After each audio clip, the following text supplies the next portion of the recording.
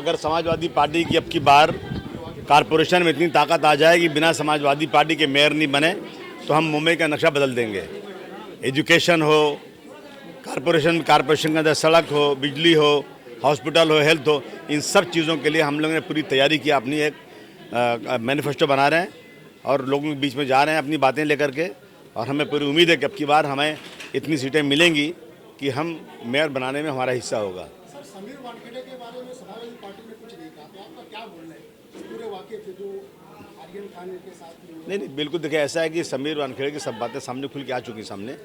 लेकिन ये लोग क्या है ना कि जो लोग जिनसे इनको पब्लिसिटी मिलती है वो ज़्यादा पकड़ते हैं उनको। अभी समीर इसके साथ आर्यन के साथ में और कई लोग पकड़े गए थे, उनका कोई नाम ही नहीं जानता, उनके बाप को कोई जानता नहीं, उनको कोई पहचानता नहीं, वो भी उतने दिन अंदर रहे। लेकिन आर्यन खान चूँकि शाहरुख खान का बेटा है इसलिए इनको पब्लिसिटी मिलती है। ऐसे ही केसेस करते हैं ये लोग। लेकिन देखिए, देखने के लिए उनका आज तक इतना रिकॉर्ड था कि बहुत अच्छे ऑफिसर है, सारी बातें खुल गई। बिल्कुल मैं कहता हूँ कि बिल्कुल इस पर सख्त कार्रवाई होना चाहिए ताकि दोबारा इस तरह की कोई चीज़ करने ना पाए। सर, अभी जो दिसंबर में असेंबली का इजलास शुरू हुआ, जैसे इससे पहले आपने कहा था कि क्या समाजवादी पार्टी जो एनआरसी और सीए के खिलाफ कुछ प्रस्ताव वगैरह लाने की कोशिश? नहीं, बिल्कुल। आप अपना दबाव बना पाएंगे? उन्होंने कहा भी है मुख्यमंत्री ने कि मैं महाराष्ट्र में इन चीज़ों को लागू नहीं होने देंगे और हम ज़रूर उनसे कहेंगे इसका। जिस तरह से बहुत सारे प्रदेशों में ये प्रस्ताव पास हो चुका है, इस तरह से महाराष्ट्र में भी ये प्रस्ताव पास होना चाहिए। मगर हमारे सीएम साहब जो है ना, दो नाव पे चल रहे हैं। हम उनको सपोर्ट इसलिए कर रहे हैं कि बीजेपी आने ना पाए। लेकिन उनका वोट बैंक जो है ना, उनको ऐसा लगता है कि मैं अगर बहुत ही ज़्यादा सेकुलर बन जाऊँगा मेरा वोट बैंक नहीं चला जाए, क्योंकि पीछे से टांट कर रहे हैं एक तो राज ठाकरे की पार्टी और बीजेपी।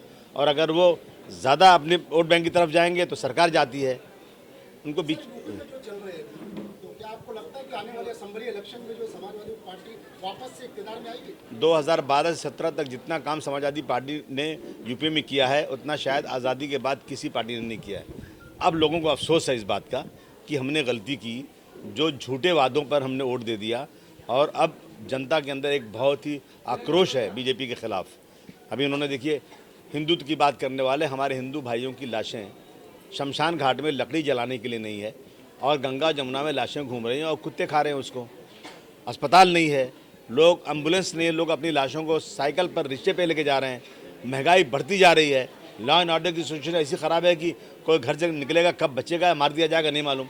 इन सिचुएशन को देखते हुए, किसानों का आंदोलन आप देख रहे हैं, इसको देखते हुए हमें लगता है कि समाजवादी पार्टी की सरकार पूरी बहुमत से आएगी। तो सर, मुंबई महानगर पालिका में कितनी सीटें आपको मिल सकती है, ऐसा क्या समीकरण आपका? देखिए, अभी तो शुरुआत है, एक बार रिजर्वेशन सामने आ जाए, रिजर्वेशन क्या होता है, बाउंड्रीज कैसे बनती है, उसके बाद ही हम ये बात कर सकते हैं। सर, यूपी में तो सारे दल एक हो पाएंगे ऐसा? नहीं, कौन आ गया? ओवैसी हैं और ऐसे बहुत लड़ने आते रहते हैं। आने से क्या होता है, मेजॉरिटी समाजवादी पार्टी की आएगी। दल सारे मतलब कांग्रेस से, बीएसपी से कभी गठबंधन नहीं होगा। गठबंधन करने के बाद वो हमारा वोट बैंक कम हो गया, बढ़ा नहीं है। समाजवादी पार्टी छोटे छोटे दलों से अंदर गठबंधन चल रहा है और सारे दलों के लोग, अभी देखा आपने 6 बच्चे थे उनके पास, बीएसपी का टूट के कल हमारे पास आ गए, समाजवादी पार्टी में आ गए। बीजेपी के, कांग्रेस के, बीएसपी के बहुत सारे बड़े बड़े नेता वो सब समाजवादी पार्टी में आ रहे हैं। हमारे यहाँ लखनऊ में एक बड़ा ऑडिटोरियम है पार्टी ऑफिस के अंदर, जिसमें 800 लोग बैठते हैं। रोज़ाना 800 लोगों की सीट भरी रहती है और समाजवादी पार्टी में आने की होड़ लगी हुई है। तो हमें किसी और कांग्रेस के साथ जाने की ज़रूरत ही नहीं, कांग्रेस खत्म हो चुकी, कोई ताकत ही उसकी नहीं है। महाराष्ट्र में क्या किसी अलायंस करेंगे या अपना? नहीं, मैं मुंबई के इलेक्शन में अकेला लड़ूंगा। मैं जाते रहता हूँ, अभी तो मैं आया हूँ, 2-4 दिन बाद फिर जाऊँगा। मैं जाता हूँ 2-4 दिन कंप्लेन करता हूँ, यहाँ आता हूँ, यहाँ काम देखता हूँ, फिर यूपी जाता हूँ। मैं दोनों तरफ काम कर रहा हूँ। नहीं, आरोप बिल्कुल इंक्वायरी सही किया उन्होंने और अच्छी बात है। मैं बधाई देता हूँ कि उन्होंने बहुत सी अच्छी चीज़ निकाला है। और ऐसे लोग जो देखने में कुछ हैं और अंदर कुछ हैं, ये एक्सपोज हुआ है, लोगों के लिए सबक है ये। मलाड में, कारपोरेशन में मलाड मालोनी में कितनी सीट इस बार निकाल पाएंगे? अभी देख रहे हैं, अभी हमारे यहाँ के मलाड के तालुका अध्यक्ष खड़े हैं, हम इनसे बात करेंगे, अभी कर रहे हैं। अच्छे उम्मीदवार ढूंढेंगे, अच्छा उम्मीदवार होगा तो मुझे लगता है कि हम लोग 3-4 सीटें यहाँ निकाल सकते हैं। सर, क्या कहना चाहेंगे? मैं अभी अपने मुंबई अध्यक्ष के आगे तो मैं कहना तो मुझे उचित नहीं लगता है।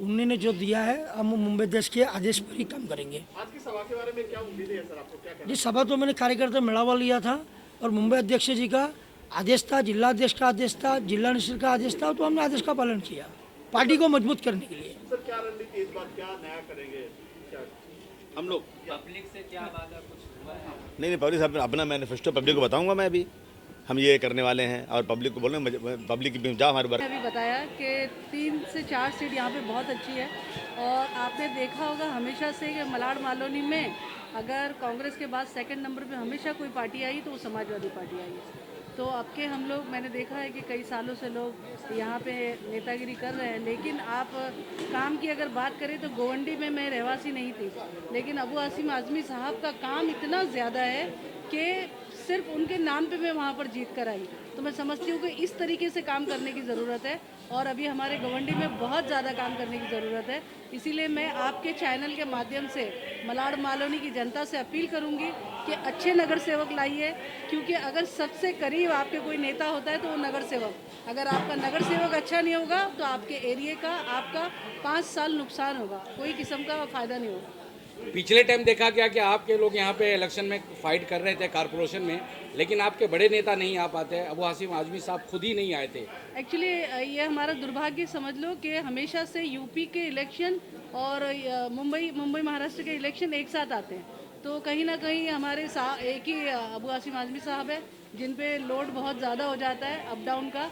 और आज की ट्रैफिक आपको पता है कि बम्बई से मालोनी आना अभी भी हम लोग, मैं समझती हूँ 3 घंटे लग गए हम लोग को यहाँ तक आने में, तो कहीं ना कहीं ये बहुत बड़ा रीज़न है। क्या उम्मीद है आप कहाँ से लड़ेंगे, आप कहाँ से लड़ेंगे? ये तो अध्यक्ष जी डिसाइड करेंगे, हम लोग मतलब पार्टी के बड़े पदाधिकारी है, हमारा फैसला हम नहीं लेते, अध्यक्ष जी लेते। कितनी कांटे की टक्कर है इस बार? बहुत सारी चीजें बदल गई, किसान का मुद्दा भी है, इधर से सुशांत सिंह का भी था, इधर से आर्यन का मुद्दा भी है। आर्यन का मुद्दा तो अभी आप देखेंगे सेलिब्रिटी की वजह से इतना हाईलाइट हुआ है। अगर मैं समझती हूँ कि समीर वानखेड़े जी जैसे एनसीपी हमारी है, अगर उनको काम करना है और इतना शौक है बढ़ चढ़ के काम करने का, तो जाके स्लम में काम करना चाहिए। जैसे कि हमारे मलाड मालोनी में भी नशे का कारोबार धड़ल्ले से होता है, गोवंडी में धड़ल्ले से होता है, मदनपुरे में होता है। जितने हमारे माइनॉरिटीज़ के इलाके हैं, नशे का असल तरीन कारोबार वहाँ होता है। वहाँ पे काम ना करते हुए ये लोग सेलिब्रिटी को पकड़ते हैं, क्योंकि सेलिब्रिटी को पकड़ने में इनको ज़्यादा माइलेज मिलता है। हम किसी का नाम लेना नहीं चाहेंगे, 11,000 करोड़ का नशे की चीजें पकड़ी हैं, उसका कहीं जिक्र नहीं हुआ। हाँ, तो वो बड़े लोग हैं ना सर, रोड पर वो बहुत बड़े लोग हैं और उनको पैसे से दबाया जाता है। तो कहीं ना कहीं हमारे देश का दुर्भाग्य और करप्शन, और जब तक इस तरीके के करप्शन नहीं ख़त्म होंगे और जो दलाली के धंधे होते हैं, पैसे लेके अब किसी की बात बंद करना और किसी को उठाना, जब तक ये चीज़ें नहीं खत्म होगी तो हमारे देश का विकास होने वाला नहीं। कल सर के घर पे कुछ पार्टी होने वाली है, क्या आपकी पार्टी की तरफ से कुछ लोग जाएंगे वहाँ पर? एक सभा रखी, मतलब प्रेस कॉन्फ्रेंस टाइप रखा है? नहीं, देखिए अभी अध्यक्ष जी जैसा आदेश करें वो तो, और वो उनका पर्सनल है, मैं समझती हूँ उसमें हमारा कोई लेना देना नहीं है, ना कोई किसी लेकिन ये पॉलिटिकल हो चुका है, 99.9 पॉलिटिकल हो चुका है। वो बहुत सारे लोग ने किया होगा, लेकिन क्या एज अ सेलिब्रिटी उसको लिया है। तो दुखद की बात यह है कि हर ऐसी चीज़ों को, चाहे छोटी हो बड़ी हो, इतने बड़े लेवल पे ले जाना चाहिए ताकि उसका एक सॉल्यूशन निकल सके। हम दोनों तरफ की बात लेते हैं, समीर के बारे में क्या कहना चाहेंगे? समीर वानखेड़े और उसकी वाइफ ने जो हिंदू मुस्लिम का मामला जो निकाला है, इसके बारे में क्या कहना, आपके क्या राय है? नहीं, समीर वानखेड़े देखिए ना, अभी बहुत सारी बातें खुल के आई और मैं समझती हूँ कि इंक्वायरी में और भी बातें निकलेगी। आपकी पार्टी क्या बोलती है इस चीज़ में, कितनी सच्चाई है, क्या बोलती है? नहीं, अभी अध्यक्ष जी ने जैसे बताया कि कहीं ना कहीं बहुत बड़ा झोल और बहुत बड़ा, मतलब इलेक्शन से पहले ये सब होना था। ये इलेक्शन को किसी न किसी तरह हाईलाइट करने के लिए ये सारे मुद्दे बाहर आए। अभी कैसे पता कि वो क्रूज पे पार्टी होने वाली है, शाहरुख खान का बेटा। प्रूफ दिखाए जा रहे हैं, रोज बवाल हो रहा है, इसके बारे में क्या कहना चाहेंगे? नहीं, हिंदू तो है या मुस्लिम है?